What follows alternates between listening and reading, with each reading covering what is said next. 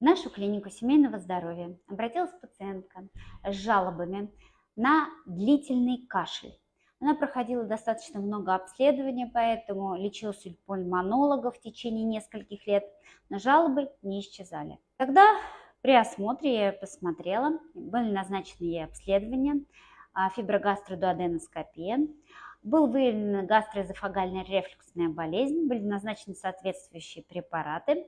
Сегодня она пришла на контрольный осмотр уже после нашего лечения, довольная и счастливая, потому что ее больше не беспокоит кашель, ее больше не беспокоит тяжесть в эпигастрии, и она живет теперь полной грудью и радуется своей жизни.